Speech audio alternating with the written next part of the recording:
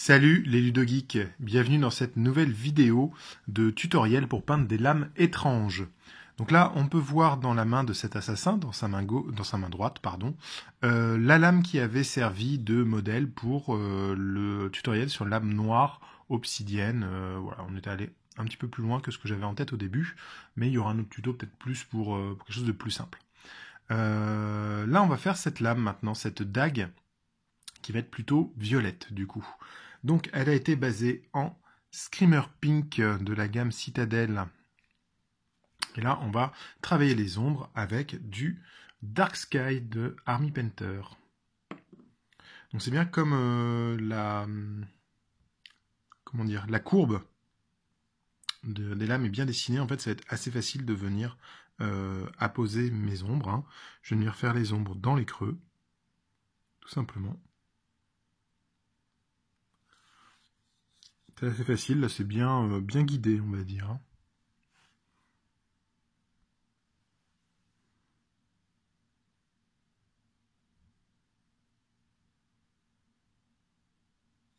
Hop. Et toujours, pareil, des deux côtés.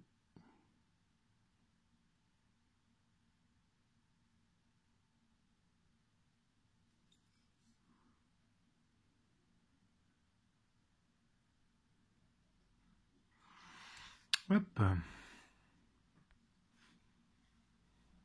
La mise au point ne veut pas montrer le résultat. Voilà. Donc là, c'est encore assez grossier. On va bien laisser sécher et revenir travailler le fondu. Donc pour la lumière, je vais venir poser du Warlord Purple de la gamme Game Color chez Valero. Donc c'est un petit fuchsia que j'apprécie énormément. Hop.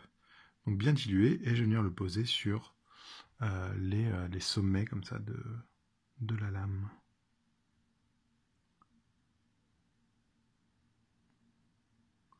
Donc là, ça donne déjà un peu le visuel de cette lame. On va essayer de faire quelque chose de très graphique et de jouer justement avec cette forme un peu serpentine.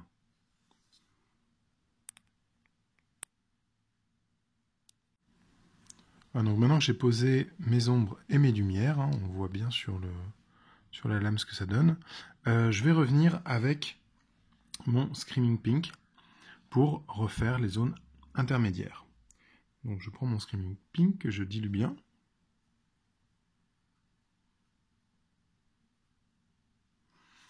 Et je vais venir poser comme ça dans les zones intermédiaires, donc entre les deux couleurs. Je fais des petits allers-retours comme ça avec mon pinceau en essayant de garder la goutte au centre de l'aller-retour que je suis en train de faire.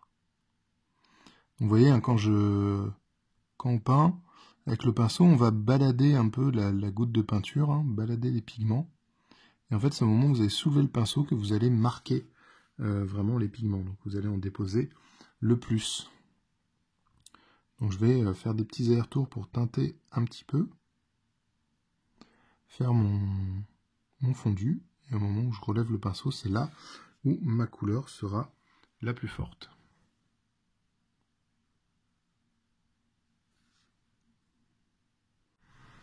Donc voilà, maintenant que mes transitions sont bien fondues, on va pouvoir attaquer le gros travail d'éclaircissement.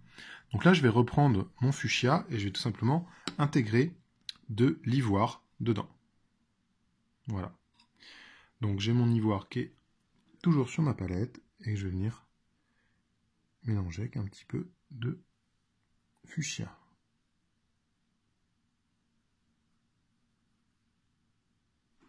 Et pareil, je rajoute de l'eau pour être bien dilué.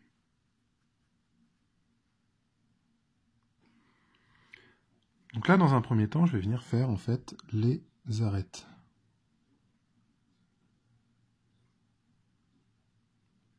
Comme ceci.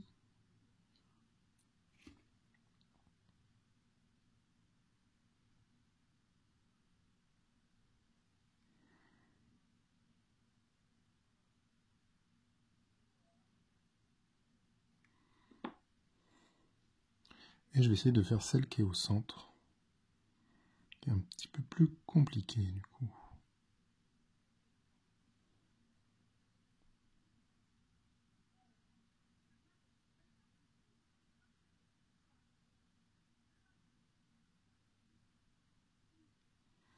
Hop.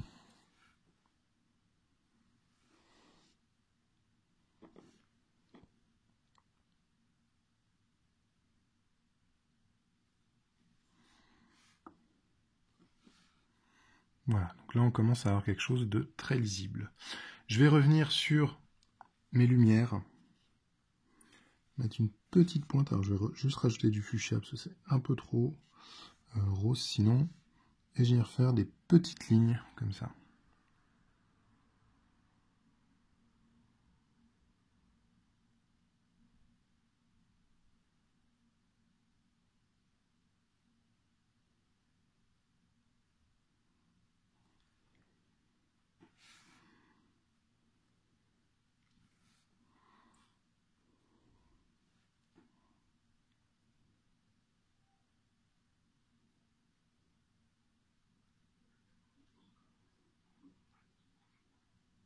Maintenant, je vais revenir faire un petit glacis de fuchsia pour intégrer ces, comment dire, ces petites éraflures, ces petits points de lumière dans ma couleur.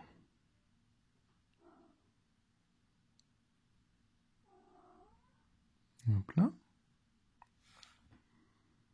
Donc ça, c'est une étape dont on peut se passer à la limite. Je préfère le faire quand même. Des petits glacis comme ça de Warlord Purple.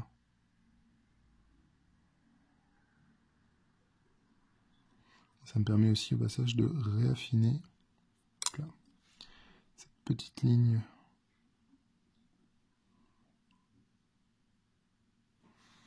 Hop là.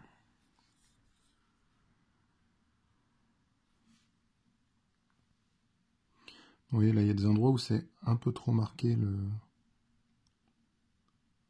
les lignes roses, ou alors elles ont été trop épaisses. Donc ça me permet cette étape de venir affiner tout ça, rattraper un petit peu ce que j'ai pas très bien fait, voilà. On est pas mal là-dessus. Maintenant, je vais simplement venir avec de l'ivoire pour mettre mes derniers points de lumière.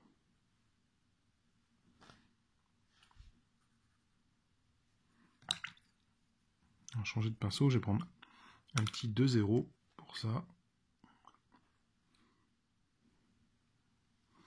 Alors je vais venir sur la tranche déposer des petits points. On va essayer de voir. Voilà. Là en tapotant, tac tac tac.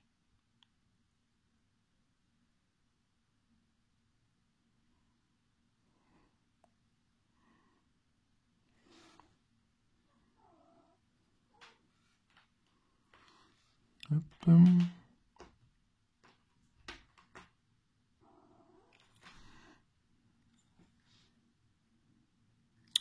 Pas insister trop en dessous. Et par contre, je vais le faire ici aussi.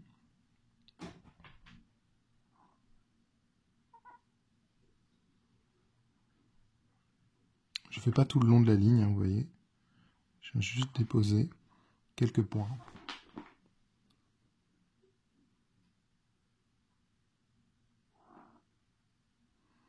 Hop là. Bon, en l'occurrence, je trouve que j'ai fait des points un petit peu gras. Donc on va venir rectifier ça. Notamment ici, on va venir avec du Dark Sky, ici, pour reprendre le petit point qu'elle a.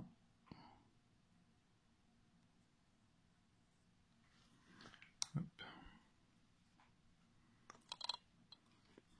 On va revenir avec le Warlord Purple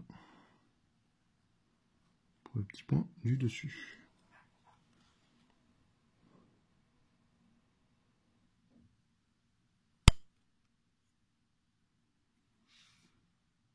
Voilà. Donc une petite méthode facile, voilà, pour faire une lame violette. Je sais pas ce que vous en pensez, moi c'est le genre de rendu que j'aime bien. Voilà, entre la lame bleutée qu'on a déjà vu dans un tutoriel précédent et la lame violette, là il va être sympa ce personnage. Alors on peut intégrer un peu plus de chaleur par exemple dans la lame en rajoutant des glacis rouges. Alors par exemple si vous avez du Bloodletter Glaze Citadel. Là, vous pouvez en faire un petit glacier à certains endroits. Moi, je vais garder le côté fuchsia et bleu pour celui-là, mais c'est vrai qu'avoir un petit violet très rougeoyant peut être très sympa, peut être du plus bel effet. Voilà, une autre vidéo pour la collection des lames étranges. J'espère que ça vous a plu. N'hésitez pas à laisser des commentaires sur ce que vous avez envie de voir, sur des questions que vous vous posez. Voilà, je peux peut-être y répondre, on verra. Est-ce qu'il y a des tutoriels que vous avez envie, voilà, des choses comme ça. Il y a la page Facebook aussi sur laquelle vous pouvez me contacter, hein, Grégoric. Et en attendant, je vous fais plein de gros bisous et je vous dis à très bientôt.